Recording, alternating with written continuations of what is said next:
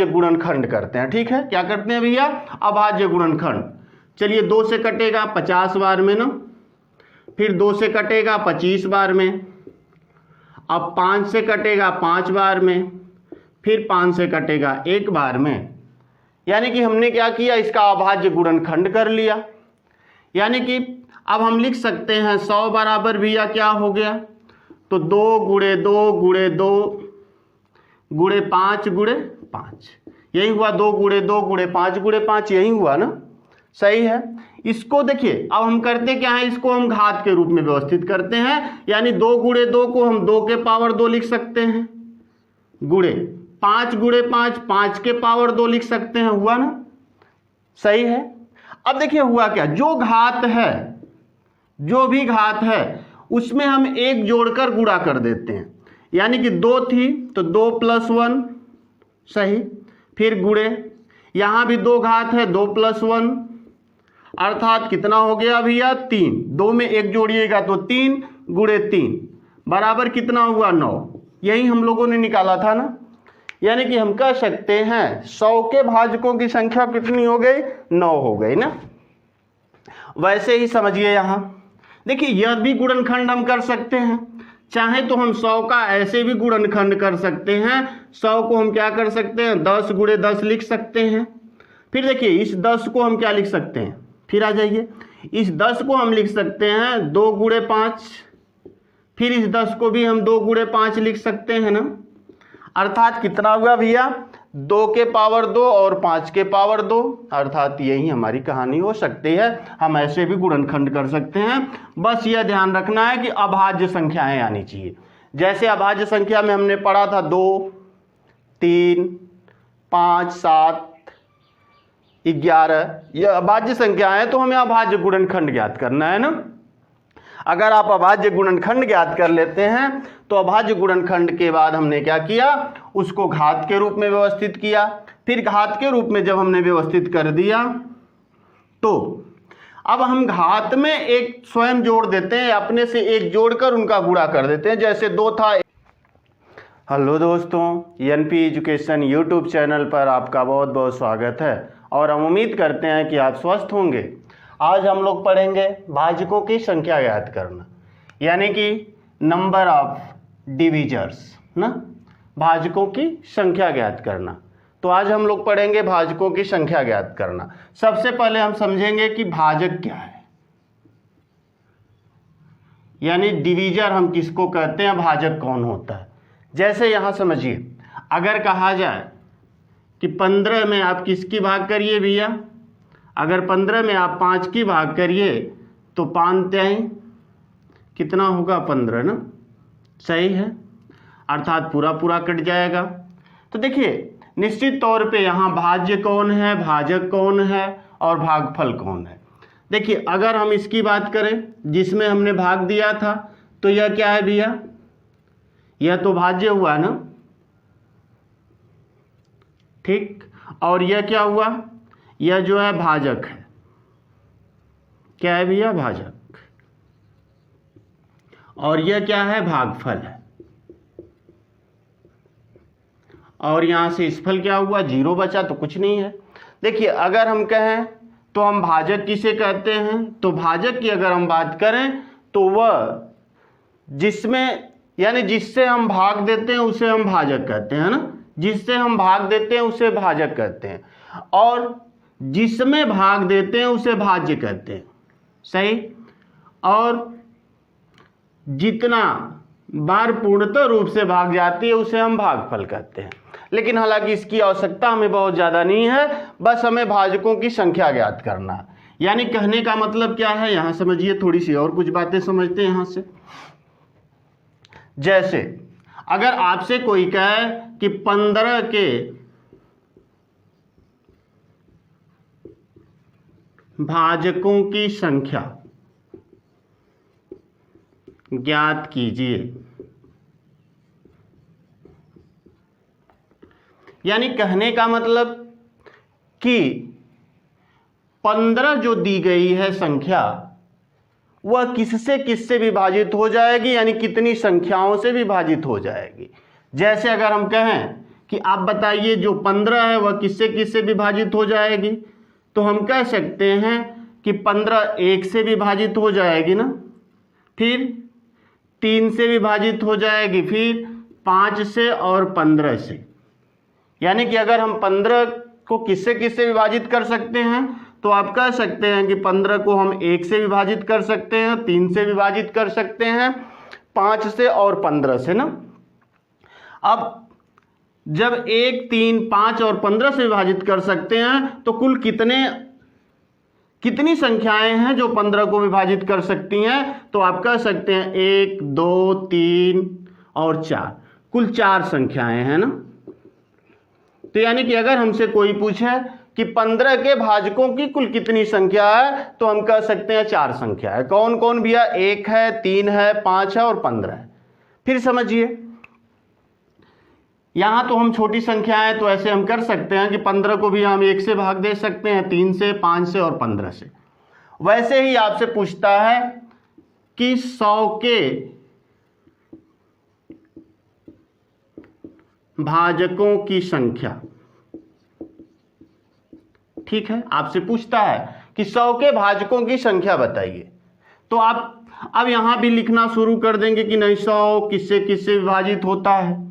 तो हालांकि लिखने के लिए तो हम लिख सकते हैं, लेकिन लंबा प्रोसेस हो जाएगा ना, बहुत लंबा हो जाएगा। इसलिए समझिए कैसे हम कर सकते हैं, इसे किस आधार पे हम कर सकते हैं। बड़ी आसानी से हो सकता है। यानी कि अगर हम कहें कि 100 के भाजकों की संख्या अगर हमको ज्ञात करना हो तो हम कितनी आसानी से ज्ञात कर सकते हैं, बस कुछ नहीं करना।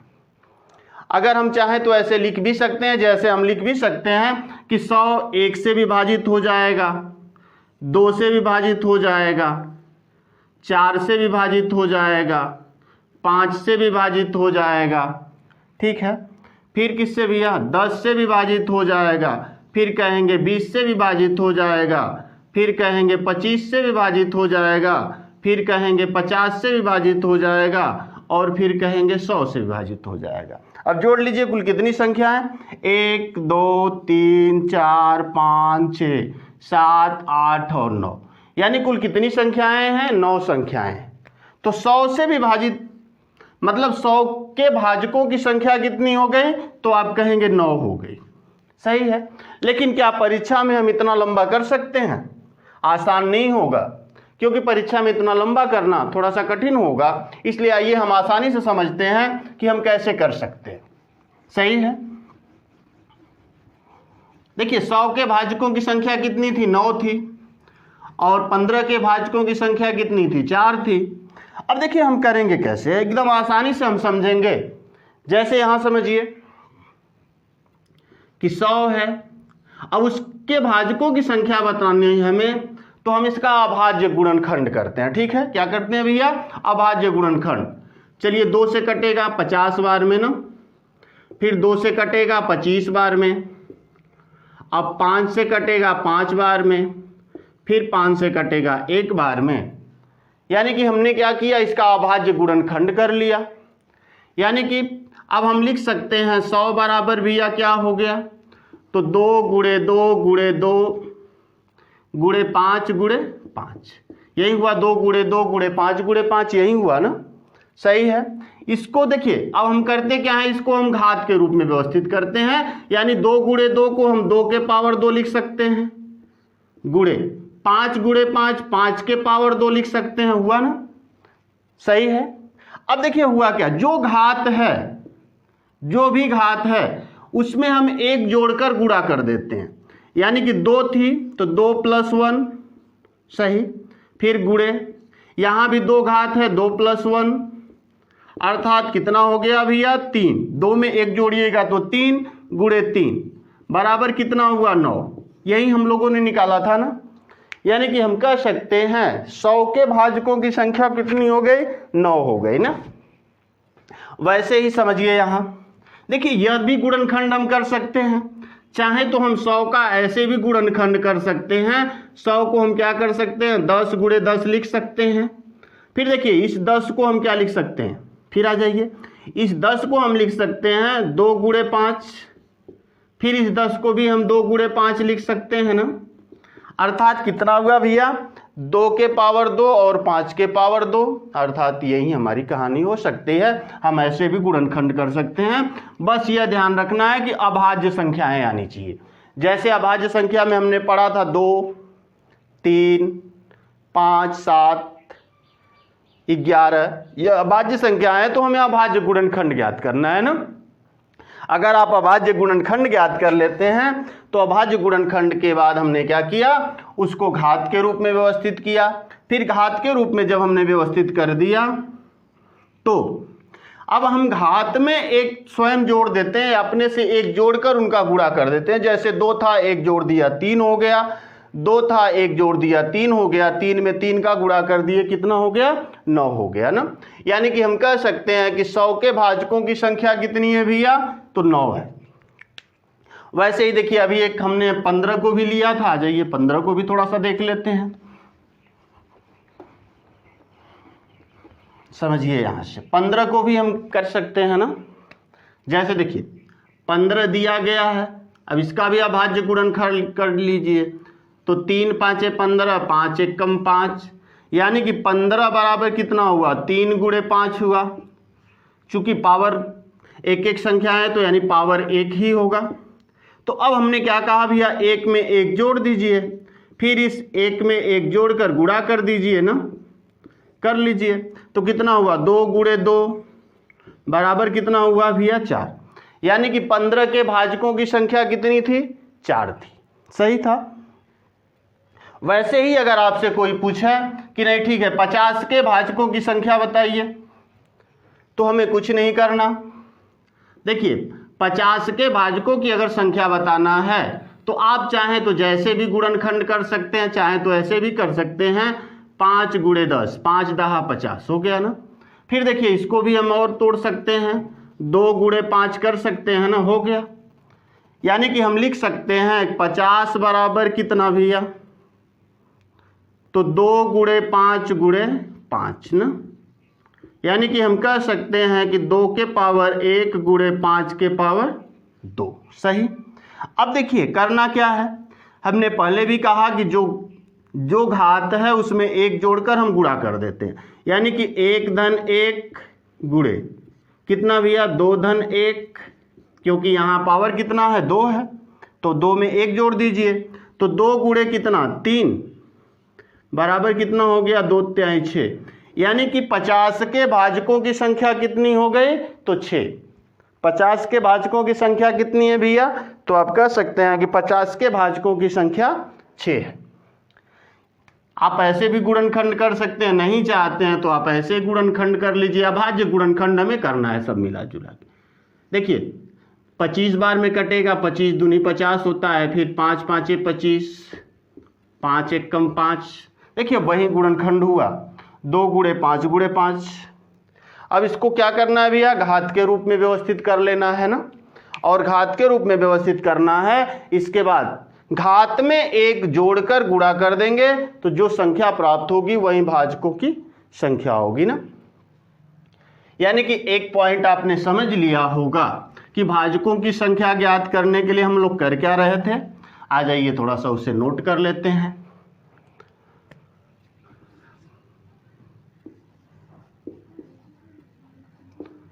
भाजकों की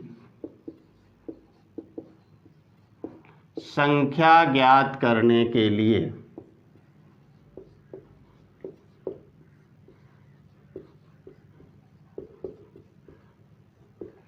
भाजकों की संख्या ज्ञात करने के लिए हमने क्या किया भैया, तो लिख लीजिए, दी गई संख्या का सर्वप्रथम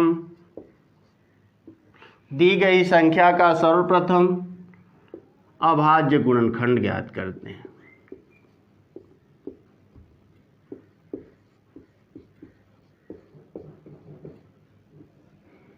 अभाज्य गुणनखंड ज्ञात करते हैं, यही किया था हम लोगों ने। दी गई संख्या का सर्वप्रथम अभाज्य गुणनखंड ज्ञात करते हैं। फिर क्या करते हैं भैया, फिर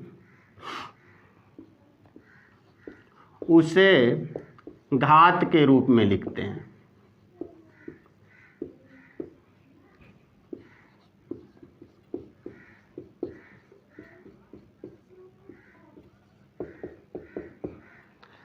दी गई संख्या का सर्वप्रथम अभाज्य गुणनखंड ज्ञात करते हैं, फिर उसे घात के रूप में लिखते हैं तथा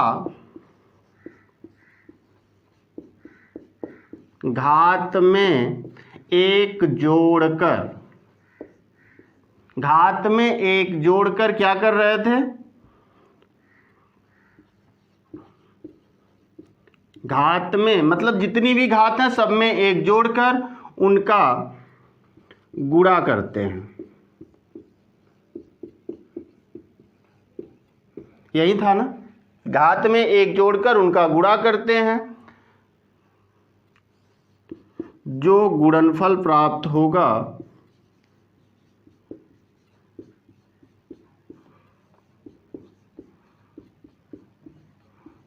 वहीं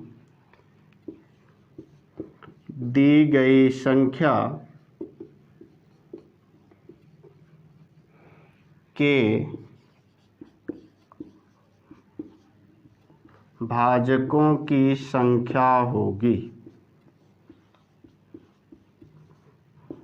यानी कि हमने क्या किया भैया, दी गई संख्या का सर्वप्रथम हम अभाज्य गुणनखंड ज्ञात करते हैं, फिर उसे घात के रूप में लिखते हैं तथा घात में एक जोड़कर उनका गुणनफल करते हैं। जो गुणनफल प्राप्त होगा वहीं दी गई संख्या के भाजकों की संख्या होगी ना। बस यही हम लोग कर रहे थे, सही है। चलिए मिटा दे इसे। अगर आप नोट कर रहे हैं तो नोट कर लीजिए, स्क्रीनशॉट ले लीजिए, क्योंकि भाजकों की संख्या ज्ञात करने के लिए हमें इतना ही कार्य करना है ना। जैसे आपसे क्वेश्चन देखिए पूछता है, हमेशा क्वेश्चन आपसे बहुत बार पूछा है भाजकों की संख्या को लेकर, बहुत बार क्वेश्चन पूछा है। जैसे आपसे अगर कहा जाए कि आप 125 के भाजकों की संख्या होगी, 125 के भाजकों की संख्या होगी। बस कुछ नहीं करना, 125 है उसका अभाज्य गुणनखंड ज्ञात कर लीजिए। 5 से कटेगा, ठीक है, 25 बार में ना, फिर 5 से कटेगा 5 बार में, फिर 5 से कटेगा 1 बार में। यानी कि हम कर सकते हैं 125 बराबर 5 गुणे 5 गुणे 5 ना, जिसको हम लिख सकते हैं 5 के पावर 3, यही लिख सकते हैं। बस कुछ नहीं करना, इसके भाजकों की संख्या यानी जो पावर है उसमें एक जोड़ देना है, तो 3 1 4, यानी भाजकों की संख्या कितनी, तो आप कहेंगे 4 होगी ना। 125 के भाजकों की संख्या कितनी होगी भैया, तो आप कह सकते हैं 4। 125 के भाजकों की संख्या कितनी होगी, 4 होगी। बस भाजकों की संख्या हमें ज्ञात करने के लिए हम करते क्या है भैया, अभाज्य गुणनखंड ज्ञात करते हैं, फिर उसको घात के रूप में लिखते हैं और घात में एक जोड़कर, अगर कई ठो रहता तो गुणा करते, कुछ नहीं है इसलिए घात में हमने एक जोड़ दिया। जो संख्या प्राप्त हुई वही भाजकों की क्या हो गई, संख्या हो गई। सही है। चलिए एक आध और लेते हैं। फिर देखिए आपसे अगर कहा जाए 80 के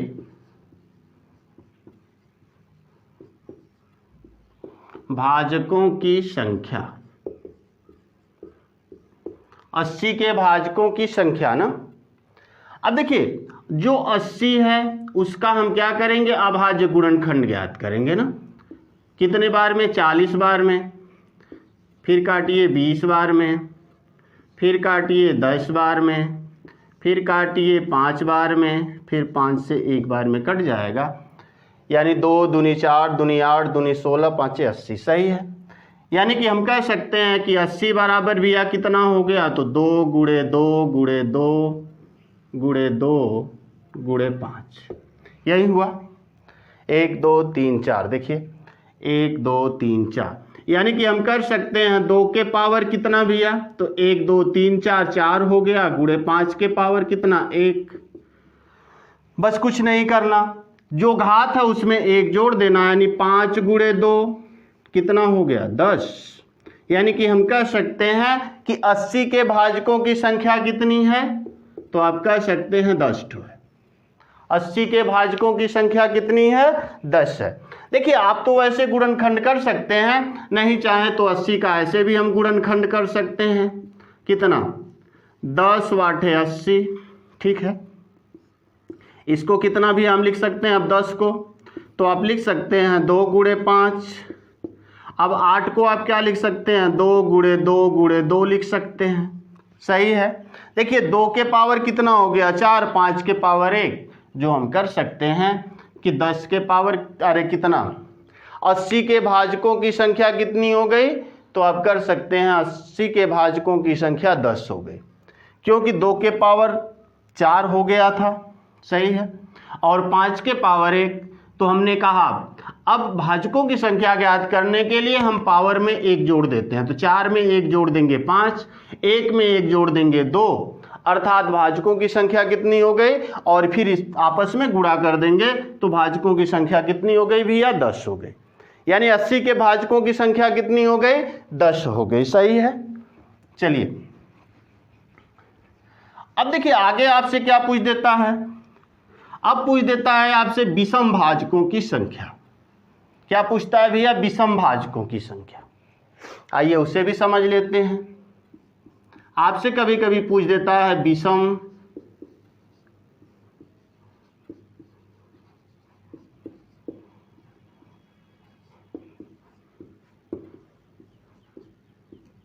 या फिर आपसे पूछ देता है समभाजकों की संख्या। फिर क्या पूछ लेता है, समभाजकों की संख्या।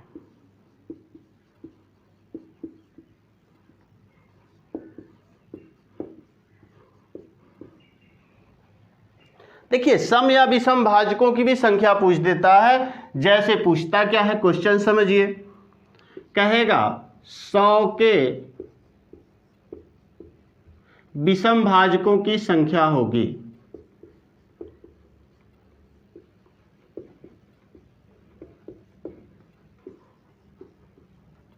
विषम भाजकों की संख्या है, मतलब 100 को जितनी भी संख्याएं विभाजित करती हैं या जितनी भी संख्याएं उसे विभाजित कर सकती हैं पूर्णतः, उसमें कितनी ऐसी संख्याएं हैं जो विषम हैं।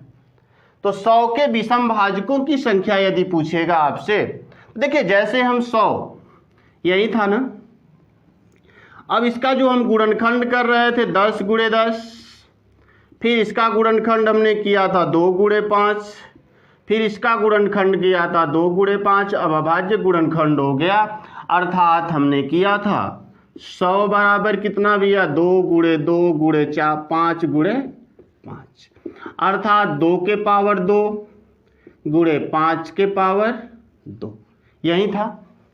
अगर आपसे पूछे विषम भाजकों की संख्या, तो ध्यान दीजिए यह 2 क्या है भैया सम है, बस इसे नहीं लेना है ना। अगर विषम भाजकों की संख्या आपसे पूछता है,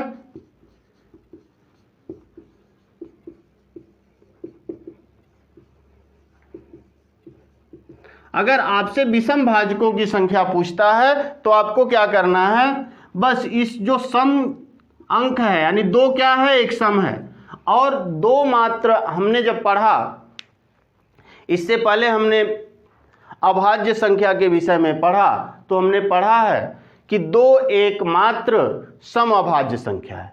तो जब विषम भाजकों की संख्या की बात आएगी तो आपको क्या करना होगा, 2 को छोड़ देना होगा, ठीक है। अब बचा क्या भैया 5 बचा, तो 5 के पावर 2 था, 2 में आप 1 जोड़ दीजिए, कितना हो गया 3, अर्थात इसके भाजकों की संख्या 100 के विषम भाजकों की संख्या कितनी हो गई 3 हो गई, सही है। अगर आपसे पूछता है कि नहीं ठीक है 100 के सम भाजकों की संख्या, तो ध्यान दीजिए अब 100 के देखिए कुल भाजकों की संख्या कितनी 3 तिली के 9, 100 के कुल भाजकों की संख्या कितनी हो गई? तो आप कहेंगे 3 तिली के 9।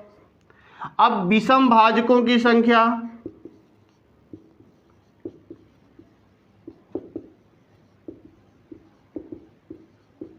यह कितनी हो गई भैया? तो 3।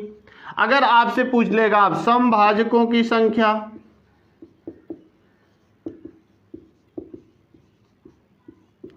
तो आप कहिए अब 9 इसके भाजक हैं, जिसमें से 3 क्या है भैया? विषम भाजक हैं। तो कितने समभाजक होंगे? तो 9 में से 3 घटा लेंगे तो 6, यानी कि 6 क्या होंगे? समभाजक होंगे ना। यानी कि हम ऐसे कर सकते हैं, जैसे 100 के विषम भाजकों की संख्या पूछा था तो 3, अगर 100 के समभाजकों की संख्या पूछता तो हम तुरंत बता देते 6, क्योंकि कुल 9 भाजक हैं जिसमें से 3 विषम हैं, तो सम कितने हो गए भैया? 6 हो गए ना। ऐसे हम ज्ञात कर सकते हैं विषम या समभाजकों की संख्या। सही है। वैसे ही एक क्वेश्चन और लेते हैं, चलिए, क्योंकि ऐसे क्वेश्चन पूछे जाते हैं आपसे। अब एक चीज और ध्यान में रखिएगा, अगर आपसे पूछे 50 के विषम भाजकों की संख्या, 50 के विषम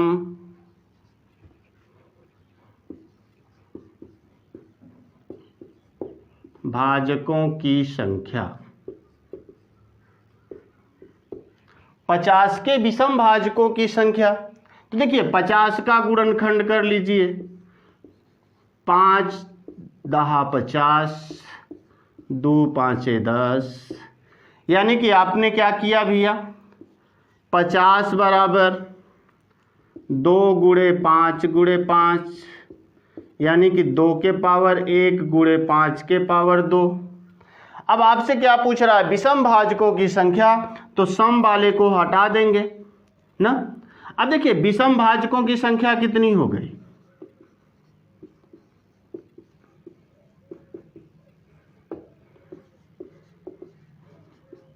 ठीक है, विषम भाजकों की संख्या बताइए। तो आप कहेंगे चूंकि 2 5 के पावर 2 है, तो 1 जोड़ देंगे तो 3 हो जाएगा ना। यानी कि 50 के विषम भाजकों की संख्या कितनी है? 3 है। और समभाजकों की संख्या अगर आपसे पूछेगा तो ध्यान दीजिए, 2 तिहाई 6। अब यहां पे एक चीज ध्यान रखिएगा, 50 के कुल भाजक,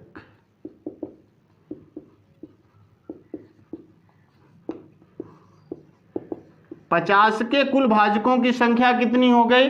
तो 2 तिहाई 6, जिसमें से विषम भाजक कितने हो गए? विषम भाजक कितने हो गए भैया? 3। तो सम भाजक कितने हो जाएंगे? 6 में से 3 घटा लीजिए 3, यानी कि 50 के कुल भाजकों की संख्या 6, विषम भाजकों की संख्या 3 और सम भाजकों की संख्या कितनी? 3। सही है। जैसे देखिए अगर हम कहें कि 50 है, तो यहाँ पे ध्यान दीजिए कितनी 6 संख्याएं इसको विभाजित कर रही हैं, 4 5 और 1 6। कौन कौन है भैया? चलिए लिख लेते हैं। तो 1, फिर 2, फिर कौन सा? 4 से कटेगा नहीं, 5, फिर 10, फिर कितना बताइए? 25, फिर कितना? 50, यही 6 है। 1 2 3 4 5 और 6। अब देखिए गिनिए, 1 विषम है, 5 विषम है और 25 विषम है। 3 हुए कि नहीं? 1 2 और 3, यानी कि विषम में कौन कौन आ गए भैया? 1 5 और 25, यह विषम है। जबकि सम में कौन कौन आ गए?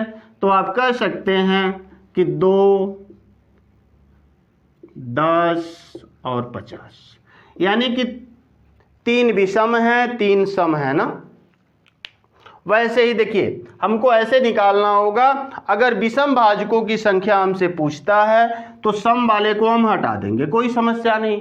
सम भाजकों की भी संख्या पूछता है तो टोटल भाजकों की संख्या हमको पता है, अब उसमें से विषम भाजकों की संख्या ज्ञात कर लीजिए, तो सम भाजकों की संख्या आपको ऑलरेडी पता हो जाएगी। सब कुछ ऐसे ही किया जा सकता, कोई दिक्कत नहीं।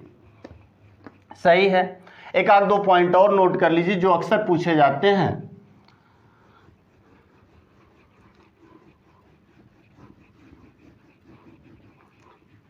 जैसे आपसे पूछा जाए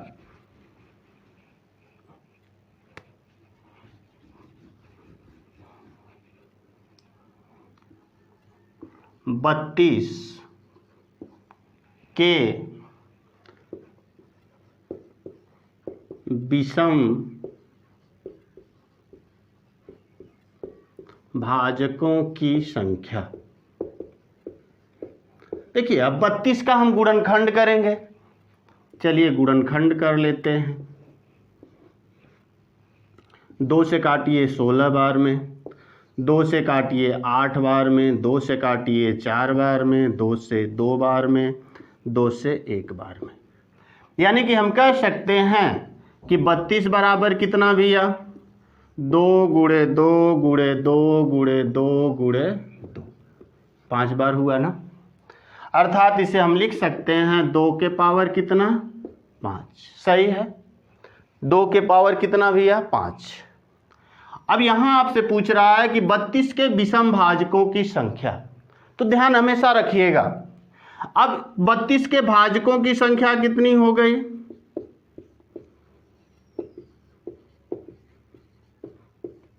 तो आप कहेंगे 6, क्योंकि 5 पावर है, 1 जोड़ दीजिए 6 हो गई। अब यहां पे ध्यान दीजिए, अगर आपसे पूछता है, चूंकि आप कहेंगे कोई विषम अंक तो ये नहीं है, लेकिन प्रत्येक संख्या 1 से विभाजित होती है और 1 क्या है, विषम है। यानी कि 32 के भाजकों की संख्या 6 हो गई। अब विषम भाजक कितने हो गए, तो हमेशा ध्यान दीजिए, अगर केवल 2 ही घात के रूप में या 2 ही गुणनखंड के रूप में बन रहा हो तो निश्चित तौर पे विषम भाजकों की संख्या हमेशा 1 होगी, कंफर्म है। क्योंकि यहाँ पे कोई विषम अंक दिखाई नहीं दे रहा है, फिर भी विषम भाजकों की संख्या 1 हो जाएगी, क्योंकि प्रत्येक संख्या निश्चित तौर पे आप कहेंगे कि 1 से कटेगी। फिर सम भाजकों की संख्या कितनी हो जाएंगे भैया, तो आप कहेंगे कुल 6 हैं, जिसमें से 1 विषम है तो 5 सम होंगे।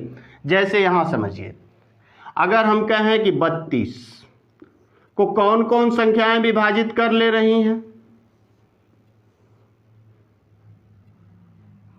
तो देखिए 1, फिर 2, ठीक है, फिर 4, फिर कौन सा भैया, तो आप कहेंगे 8, फिर 16, फिर 32।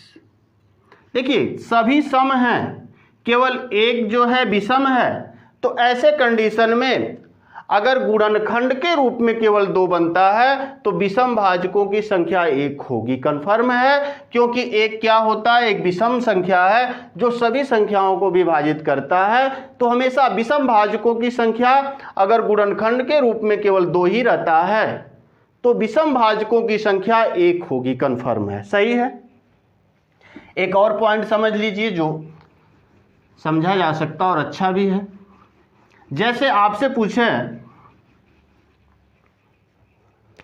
कि 25 के समभाजकों की संख्या,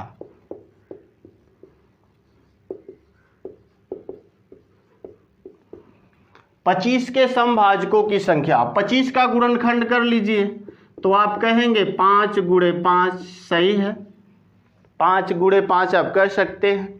अब यहां आइए, यानी कि हम 25 को लिख सकते हैं 5 के पावर कितना, 2। सही, 5 गुणे 5, यानी कि अब 25 के भाजकों की संख्या कितनी हो गई,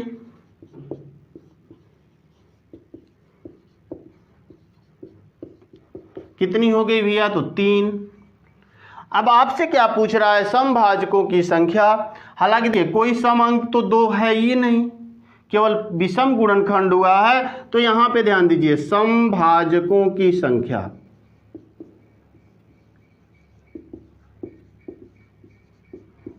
यहां पे 0 हो जाएगी, क्योंकि यहां सम गुणनखंड में नहीं है, 2 नहीं है, इसलिए समभाजकों की संख्या हमेशा शून्य ही होगी। अब विषम भाजकों की संख्या,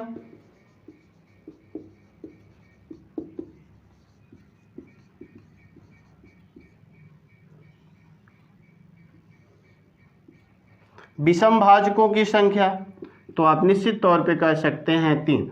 जैसे देखिए 25 है तो कौन कौन संख्याएं इसे विभाजित कर सकती हैं? 3 संख्याएं हैं, 1 है, 5 है और 25 है। क्या कोई सम संख्या नजर आ रही है? तो आप कहेंगे नहीं। यानी कि ऐसी संख्या जिसका गुणनखंड केवल विषम संख्याओं द्वारा प्राप्त हुआ हो तो उसमें समभाजकों की संख्या भी 0 हो जाती है, इसमें कोई एक नहीं होगा, समभाजकों की संख्या 0 हो जाएगी। लेकिन विषम भाजकों की संख्या में जब हम पढ़ रहे थे कि केवल 2 ही रहेगा तो एक जो विषम है सभी संख्याओं को विभाजित करता है, तो वहाँ उसके विषम भाजकों की संख्या सदैव और सदैव 1 होती है। सही है। वैसे ही देखिए, ध्यान दीजिए, आप कर सकते हैं जैसे 125 के समभाजकों की संख्या कितनी होगी, तो आप मुंहजबानी कर सकते हैं कि 125 के समभाजकों की संख्या 0 होगी, क्योंकि यहाँ 5 के पावर 3 होगा, यानी भाजकों की संख्या तो 4 हो जाएगी ना। लेकिन समभाजकों की संख्या कितनी होगी? 0। और विषम भाजकों की संख्या कितनी होगी? तो 4 होगी। सही है। ऐसे ही बहुत सी संख्याओं को हम कर सकते हैं। आज के लिए इतना ही। आगे वाले पार्ट में, जो अगला इसके बाद पार्ट आएगा, भाजकों की संख्याओं का योगफल तथा गुणनफल ज्ञात करना सीखेंगे। तब तक के लिए धन्यवाद।